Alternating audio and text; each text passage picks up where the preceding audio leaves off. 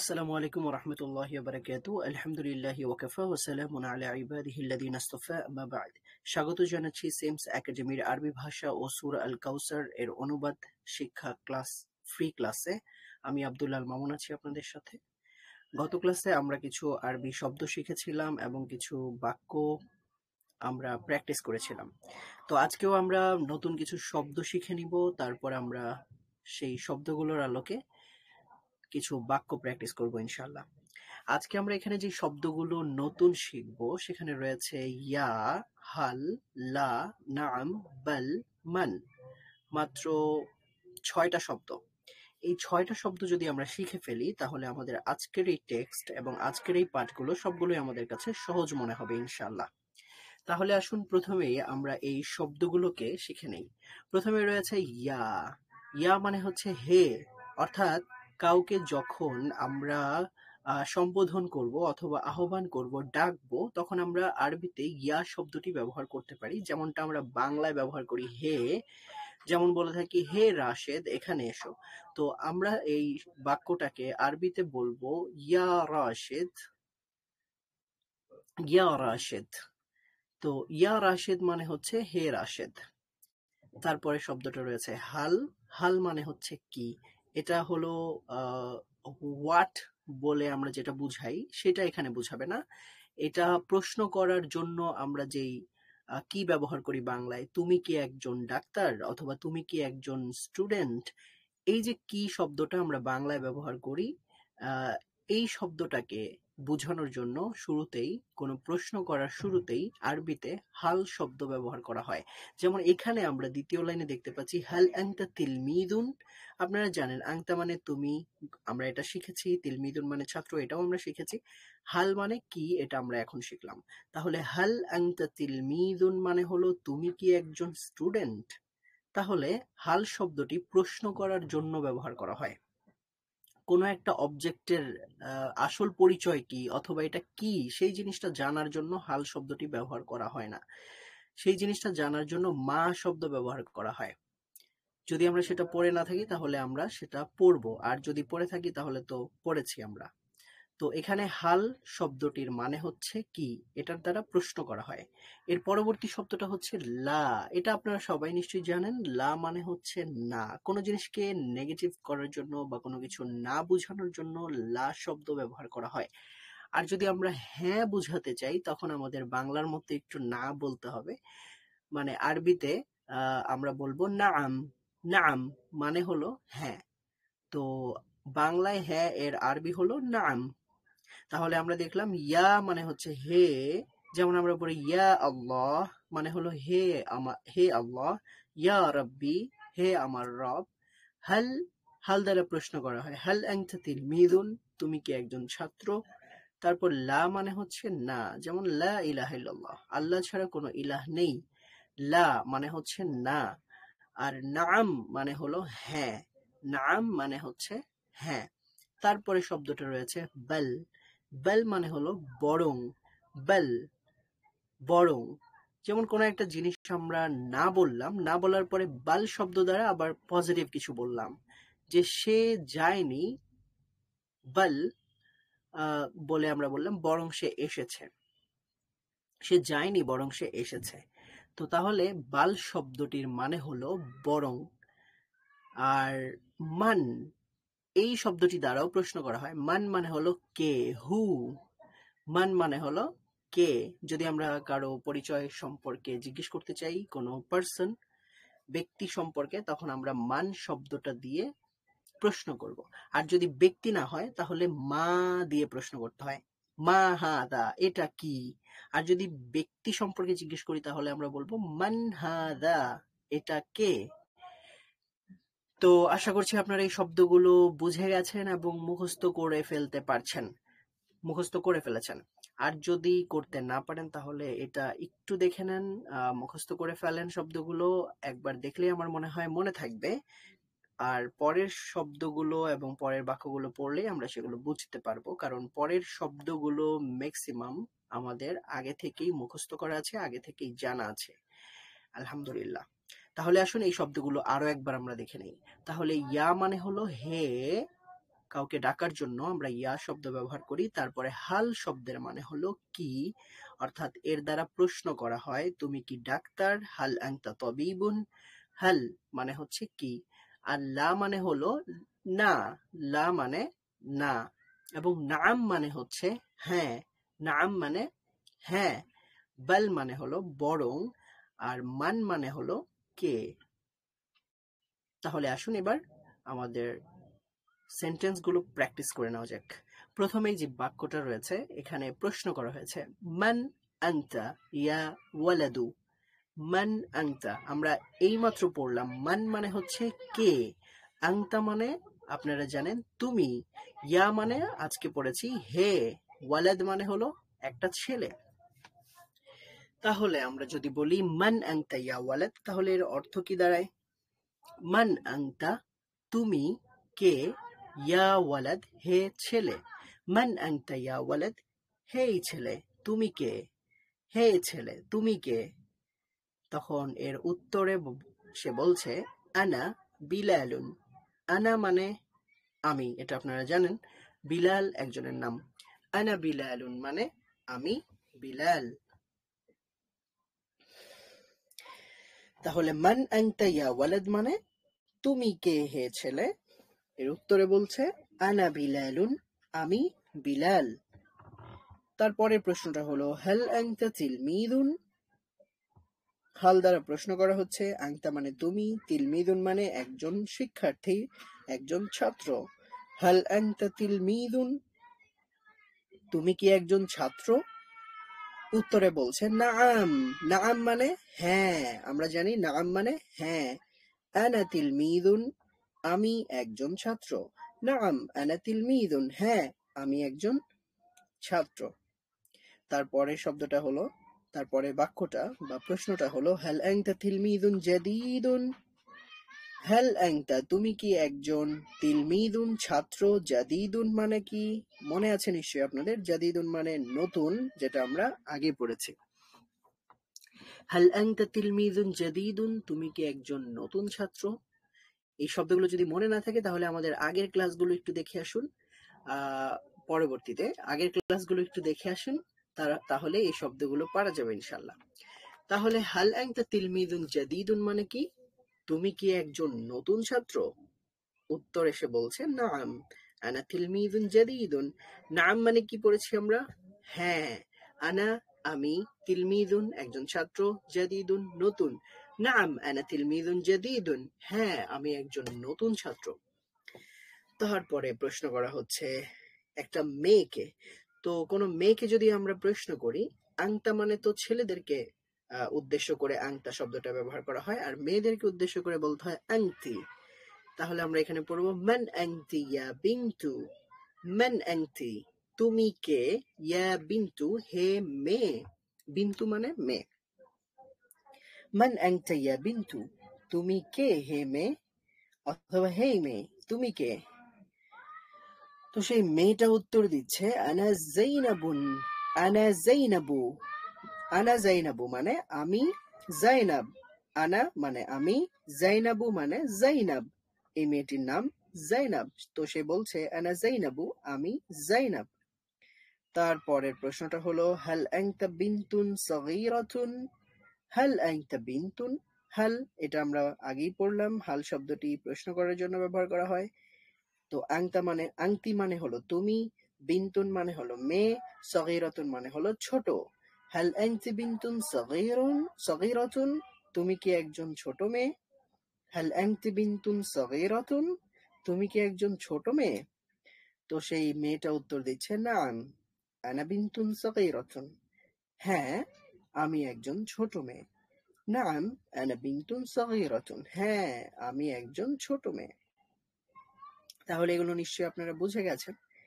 তো এটা যদি আরো একবার আমি পড়ি, আপনারা একটু মনোযোগ দিয়ে শুনুন। মান আনতা ইয়া ওয়ালাদু, তুমি কে হে ছেলে। আনা বিলালুন, আমি বিলাল।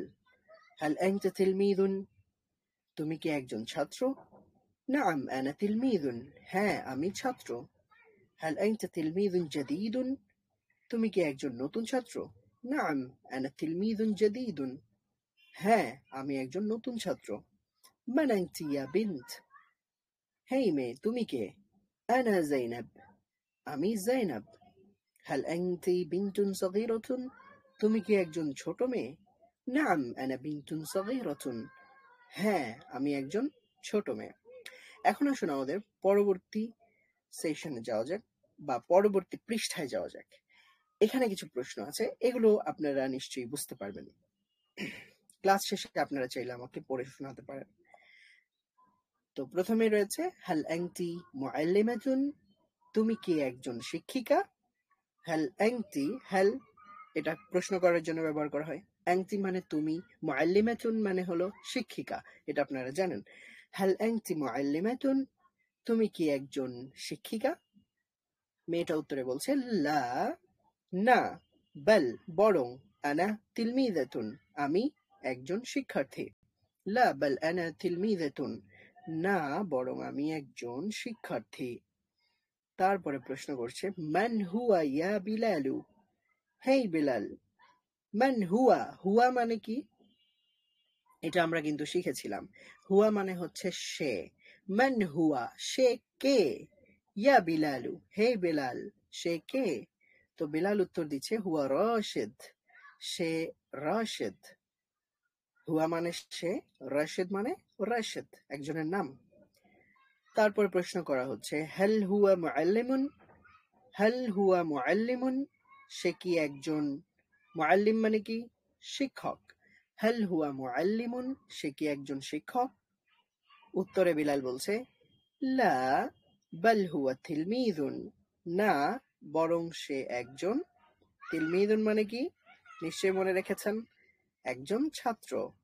লা বাল হুয়া তিলমিযুন, না বরং সে একজন ছাত্র। তারপরে যে প্রশ্নটা রয়েছে সেখানে বলছে মান হিয়া ইয়া যায়নাবু, মান হিয়া, মান মানে কে, হিয়া মানে সে, ইয়া যায়নাবু, হে যায়নাব। মান হিয়া, সে কে? ইয়া যায়নাব, হেই যায়নাব, সে কে? এখানে হিয়া মানে সে, এবং এই হিয়া শব্দটি নারীবাচক শব্দকে বা নারীবাচক বস্তুকে নির্দেশ করার জন্য ব্যবহার করা হয়। তাহলে মান হিয়া ইয়া যায়নাব মানে হলো সে কে হে যায়নাব? যায়নাব উত্তর দিচ্ছে হিয়া খাদিজা, সে হচ্ছে খাদিজা। হিয়া তিলমিযাতুন জাদিদাতুন, সে একজন নতুন শিক্ষার্থী। হিয়া খাদিজাতুন, সে খাদিজা। হিয়া সে, তিলমিযাতুন একজন শিক্ষার্থী বা একজন ছাত্রী, জাদিদাতুন নতুন। তাহলে হিয়া তিলমিযাতুন জাদিদাতুন মানে সে একজন নতুন শিক্ষার্থী বা সে একজন নতুন ছাত্রী। তারপরে প্রশ্নটা হলো মান আনা, মান মানে কে, আনা মানে আমি। মান আনা, আমি কে? এবার বলো আমি কে? তাহলে তারপরে উত্তর দিচ্ছে আনতা মাজিদুন, আপনি মাজিদ। আনতা মাজিদুন, আপনি মাজিদ। আনতা মুআল্লিমুন জাইয়িদুন, আনতা আপনি, মুআল্লিমুন একজন শিক্ষক, জাইয়িদুন মানে ভালো। আনতা মুআল্লিমুন জাইয়িদুন, আপনি একজন ভালো শিক্ষক। আনতা মাজিদুন, আপনি মাজিদ। আনতা মুআল্লিমুন জাইয়িদুন, আপনি একজন ভালো শিক্ষক। তারপরে শিক্ষক আবার প্রশ্ন করছে মান মাজিদুন, মাজিদ কে? উত্তরে বলছে মাজিদুন মুআল্লিমুন, মাজিদ একজন শিক্ষক। মাজিদুন মুআল্লিমুন, মাজিদ একজন শিক্ষক। অথবা বলা যেতে পারে হুয়া মুআল্লিমুন, সে একজন শিক্ষক, অথবা তিনি একজন শিক্ষক। তাহলে এই বাক্যগুলো আমরা আরো একবার পড়ে দেখি। হাল হাল আনতি মুআল্লিমা, আপনি কি একজন শিক্ষার্থী? সরি, হাল আনতি মুআল্লিমা, আপনি কি একজন শিক্ষিকা? উত্তরে বলা হচ্ছে লা বাল আনা তিলমিযাতুন, না বরং আমি একজন ছাত্রী। মান হুয়া ইয়া বিলাল, হেই বিলাল, সে কে? হুয়া রাশিদুন, সে রাশিদ। হাল হুয়া মুআল্লিমুন, সে কি একজন শিক্ষক? লা বাল হুয়া তিলমিযুন, না বরং সে একজন শিক্ষার্থী। মান হিয়া ইয়া যায়নাব, হেই যায়নাব, সে কে? হিয়া খাদিজা, সে খাদিজা। হিয়া তিলমিযাতুন জাদিদা, সে একজন নতুন শিক্ষার্থী। মান আনা, আমি কে? আনতা মাজিদ, আপনি মাজিদ। আনতা মুআল্লিমুন জাইয়িদুন, আপনি একজন ভালো শিক্ষক। মান মাজিদ, মাজিদ কে? মাজিদুন মুআল্লিমুন, মাজিদ একজন শিক্ষক। হুয়া মুআল্লিমুন, তিনি একজন শিক্ষক। আশা করছি আপনারা এ পর্যন্ত যতটুকু পড়লাম সবগুলোই বুঝতে পেরেছেন এবং উপলব্ধি করতে পেরেছেন। তো যদি এটা হয়ে থাকে, আপনারা বুঝে থাকেন, তাহলে আমরা আমাদের নেক্সট সেশনে যেতে পারি, অর্থাৎ আমরা আমাদের কাঙ্ক্ষিত সূরার অনুবাদের দিকে যেতে পারি। আজকের সূরা, নির্ধারিত সূরাটা হচ্ছে সূরাতুল কাউসার। তো এই সূরাটা আমরা পড়বো। এই সূরাতে মোট 3টা আয়াত রয়েছে এবং শব্দ রয়েছে অনেকগুলো, এবং এই সূরাটা অবতীর্ণ হয়েছে মক্কাতুল মুকাররমায়, এবং এই সূরাটা অবতীর্ণ হওয়ার পিছনে কিছু কারণ রয়েছে। মুফাসসিরিন ইকরাম কিছু কারণের কথা বলেছেন।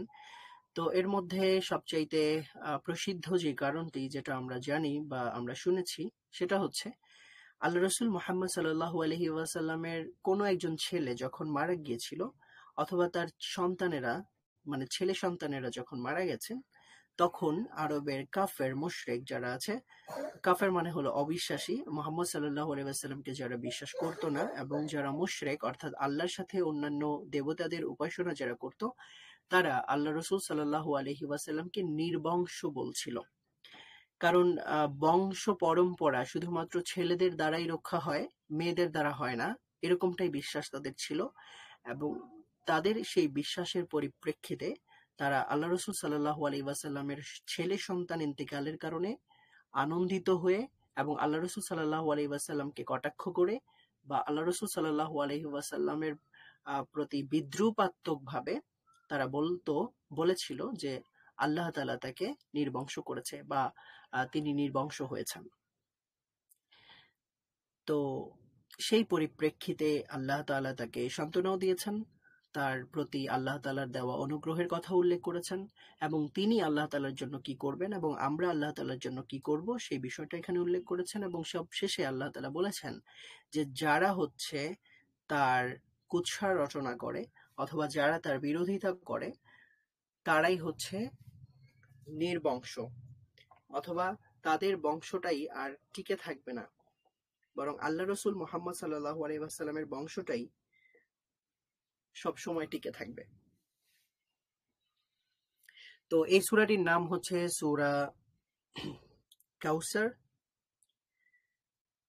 আর কাউসার মানে হলো, কাউসার শব্দটা কাসরাত শব্দ থেকে এসেছে। কাসরাত মানে হচ্ছে আধিক্যতা বা অনেক বেশি। আল্লাহ তাআলা এখানে রসূল করিম সাল্লাল্লাহু আলাইহি ওয়াসাল্লামের প্রতি অনেক নিয়ামত দান করেছেন, অনেক অনুগ্রহ করেছেন, সেই বিষয়টাকেই উল্লেখ করার চেষ্টা করা হয়েছে, এখানে উল্লেখ করা হয়েছে, সেই দিকেই ইঙ্গিত করা হয়েছে, যার কারণে এই সূরার নাম হচ্ছে কাউসার। তবে কাউসারের আরো একটা অর্থ রয়েছে, এবং আমাদের কাছে সবচেয়ে পরিচিত এই শব্দটি হাউজে কাউসার নামে।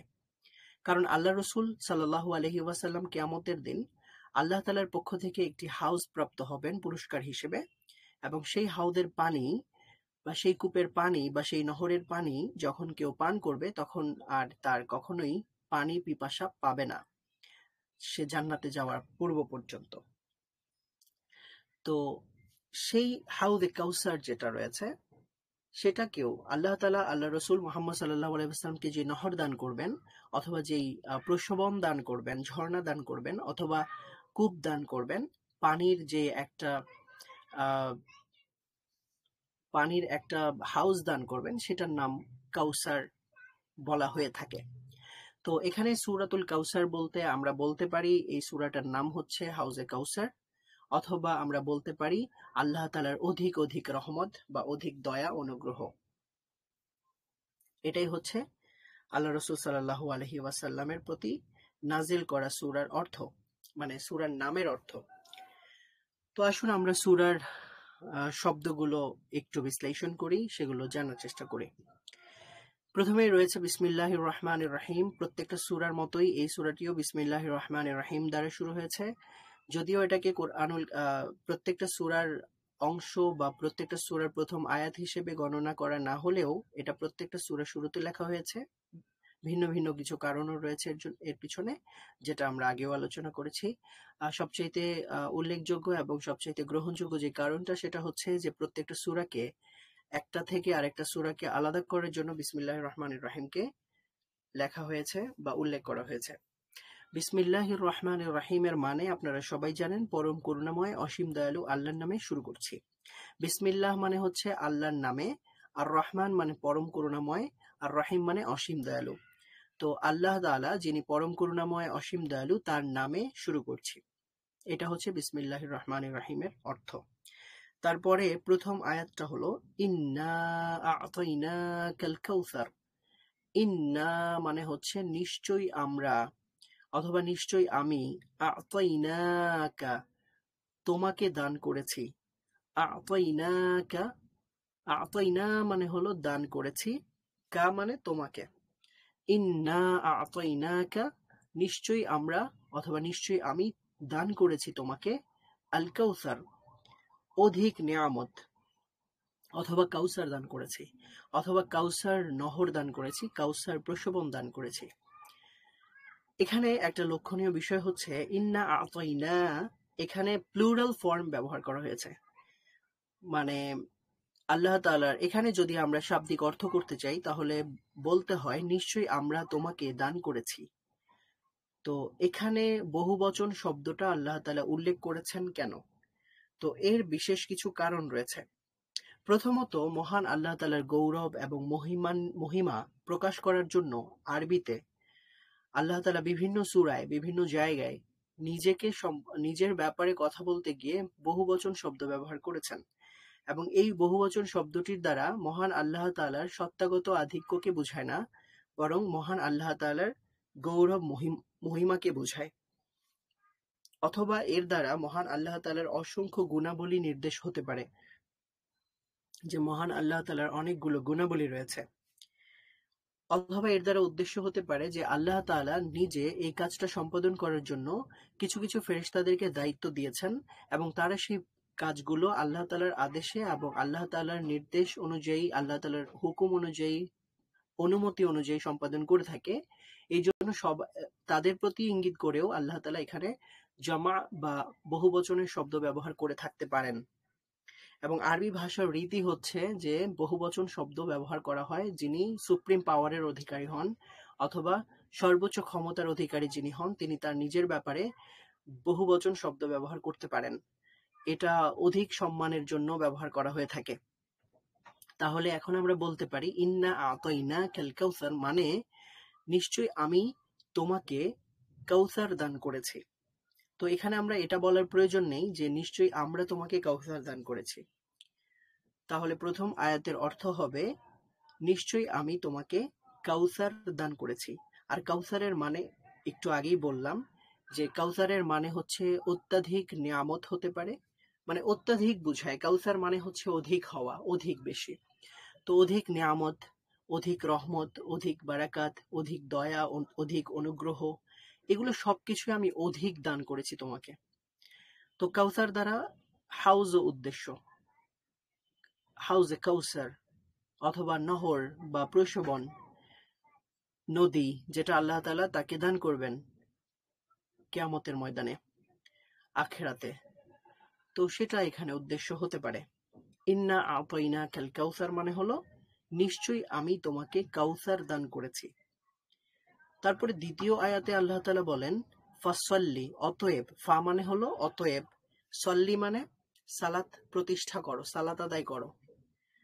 ফাসল্লি অতএব সালাত আদায় করো, লি জন্য, রব্বি রব, কা মানে তোমার, লি রব্বিকা তোমার রবের জন্য, তোমার প্রতিপালকের জন্য। অতএব তোমার প্রতিপালকের জন্য সালাত কায়েম করো, সালাত প্রতিষ্ঠা করো, সালাত আদায় করো। আর রব মানে এখানে আল্লাহ তাআলাই উদ্দেশ্য। ফাসল্লি লি রব্বিকা, অতএব তোমার প্রতিপালকের জন্য সালাত কায়েম করো বা সালাত প্রতিষ্ঠা করো। ওয়ানহার, এবং নহর করো। নহর মানে হচ্ছে কুরবানি করা। উটকে নহর করা হয়, উটকে যেভাবে কোরবানি করা হয় সেটাকে নহর বলা হয়। তো এখানে আল্লাহ তাআলা কোরবানির কথা বলছেন, ওয়ানহার, এবং তার জন্যই কোরবানি করো, অর্থাৎ তোমার রবের জন্য বা তোমার প্রতিপালকের জন্যই কোরবানি করো। তাহলে এখানে দ্বিতীয় আয়াতের অর্থ কি দাঁড়াচ্ছে? ফাসল্লি, অতএব তুমি সালাত প্রতিষ্ঠা করো, লি রব্বিকা, তোমার প্রতিপালকের জন্য, ওয়ানহার, এবং তার জন্য কোরবানিও করো। ইন্না শানিআকা, ইন্না মানে হলো নিশ্চয়ই, শানিআ, শানিআকা, শানি মানে হলো শত্রু, শানিআকা মানে তোমার শত্রু। ইন্না শানিআকা, নিশ্চয়ই তোমার শত্রুরা, হুয়া তারাই, আল আবতার, আবতার মানে হলো নির্বংশ, মূলহীন, অর্থাৎ যাদের কোনো গোড়া নেই, যাদের কোনো মূল নেই, যাদের কোনো আসল নেই। আবতার মানে একেবারেই নির্বংশ। আমরা শুরুতেই বলেছিলাম যে কাফের মুশরিক যারা ছিল আরবের, তারা আল্লাহ রসুল মুহাম্মদ সাল্লাল্লাহু আলাইহি ওয়াসাল্লামের ছেলে সন্তান মারা যাওয়ার পরে তাকে নির্বংশ বলছিল, এবং তারা কানাকানি করছিল যে মুহাম্মদ সাল্লাল্লাহু আলাইহি ওয়াসাল্লাম তিনি তো নির্বংশ হয়ে গেছেন। তো এর পরিপ্রেক্ষিতেই, এর উত্তরে মহান আল্লাহ তাআলা বলেছেন, ইন্না শানিআকা হুয়াল আবতার, আপনার দুঃখ পাওয়ার কিছু নেই, আপনার কষ্ট পাওয়ার কিছু নেই, বরং আপনার শত্রুরাই নির্বংশ। ইন্না শানিআকা হুয়াল আবতার, নিশ্চয়ই আপনার শত্রুরাই নির্বংশ। তাহলে এখানে আমরা এই সূরাতে দেখেছি তিনটা কথা রয়েছে। প্রথমে আল্লাহ তাআলা বলেছেন যে নিশ্চয়ই আমি তোমাকে কাউসার দান করেছি, অতএব তোমার রবের জন্য সালাত কায়েম করো এবং কোরবানি করো, আর জেনে রাখো যে তোমার শত্রু যারা আছে তারাই নির্বংশ। তো আমরা যদি এই সূরাটাকে একবার তিলাওয়াত করি, তাহলে কিছুটা এইভাবে পড়তে হবে। আউযু বিল্লাহি মিনাশ শাইতানির রাজীম, বিসমিল্লাহির রহমানির রহিম। ইন্না আ'তাইনাকাল কাউসার ফাসাল্লি লিরাব্বিকা ওয়ানহার ইন্না শানিআকা হুয়াল আবতার। তাহলে এখানে ইন্না যখন আমরা বলবো তখন ইন বলে একটু দেরি করব, কারণ এখানে গুণনা করতে হবে। ইন্না, তারপর না বলে একটু টান দিব, 3 আলিফ টান। ইন্না আ'তাইনাকাল কাউসার। তারপর রয়েছে ফাসাল্লি লিরাব্বিকা ওয়ানহার, ওয়ানহার, রটাকে একটু পুর করে পড়তে হবে বা একটু মোটা করে পড়তে হবে, ওয়ানহার। আর উপরের আয়াতে পড়বো কাউসার, কাউসার, যেমনটা আমরা ডয় শূন্য র পড়ে থাকি। ইন্না শানিআকা, 3 নম্বর লাইনে বা 3 নম্বর আয়াতে আমরা প্রথমেই ইন্না এখানে গুণনা করব। ইন্না শানিআকা হুয়াল আবতার। এখানে আব যখন আমরা বলবো, বায়ের মধ্যে সাকিন আছে, আর বা হচ্ছে কলকলার হরফ, এই জন্য এখানে আমরা কলকলা করব অথবা ধাক্কা দিয়ে পড়বো। আব, আব, এইভাবে পড়তে হবে, আব তার। আর রটা আমরা ডয় শূন্য র এর মতো পড়বো, হুয়াল আব তার। আচ্ছা, ঠিক আছে। তো এখন এক নজরে দেখে নেওয়া যাক এই সূরার মূল বিষয়গুলো কি কি। তো এই সূরাটি আমরা যেটা বলেছি যে এই সূরাটি মক্কায় অবতীর্ণ হয়েছে এবং এটা কোরআনুল কারীমের 108তম সূরা। আর কাউসার মানে হচ্ছে প্রভূত কল্যাণ, অর্থাৎ অসংখ্য কল্যাণ হতে পারে, অসংখ্য রহমত, অসংখ্য বারাকাত, অসংখ্য নিয়ামত হতে পারে। অতএব প্রভূত সার্বিক কল্যাণগুলোকেই আল কাউসার বলা হয়। এবং এটার আরো একটা অর্থ আমরা বলতে পারি, এটা একটা নহর, একটা নহরের নামও হচ্ছে কাউসার। এবং আবতার, যেটা আমরা সর্বশেষ জানলাম, ইন্না শানিআকা হুয়াল আবতার, এর মানে হচ্ছে, আবতার মানে হলো নির্বংশ। আর এখানে একটা বিশেষ নির্দেশ আমরা পেয়েছি যে আল্লাহ তাআলা আমাদেরকে কি করতে বলেছেন আমাদের রবের জন্য, অর্থাৎ আল্লাহর জন্য। এখানে সালাত এবং কোরবানি করার কথা বলা হয়েছে। সালাত ও কোরবানি কেবল আল্লাহর জন্য করো। তাহলে আমরা জানলাম সালাত এটা শুধুমাত্র আল্লাহর জন্য ইবাদত, এবং কোরবানি এটাও আল্লাহর জন্য ইবাদত। আরো অসংখ্য ইবাদত রয়েছে, তবে এখানে মহান আল্লাহ শুধু দুইটা ইবাদতের কথা বলেছেন, সালাত আদায় করা এবং কোরবানি করা। তো সালাত আদায় করাও এটা আবশ্যক কাজ, এবং কোরবানি করাও এটা মহান আল্লাহ তাআলার সন্তুষ্টির জন্য একটি আবশ্যক কাজ। তো আশা করছি আপনারা পুরো ক্লাসটি উপভোগ করেছেন, বুঝতে পেরেছেন। তো এতক্ষণ আমাদের সাথে থাকার জন্য আপনাদের সবাইকে অসংখ্য ধন্যবাদ। জাযাকুমুল্লাহু খায়রান। আল্লাহ তাআলা আপনাদেরকে উত্তম জাযা দান করুন, উত্তম প্রতিদান দান করুন। দেখা হচ্ছে ইনশাআল্লাহ পরবর্তী ক্লাসে। সে পর্যন্ত সবাই ভালো থাকবেন। আল্লাহ হাফেজ। আসসালামু আলাইকুম ওয়া রাহমাতুল্লাহি ওয়া বারাকাতুহু।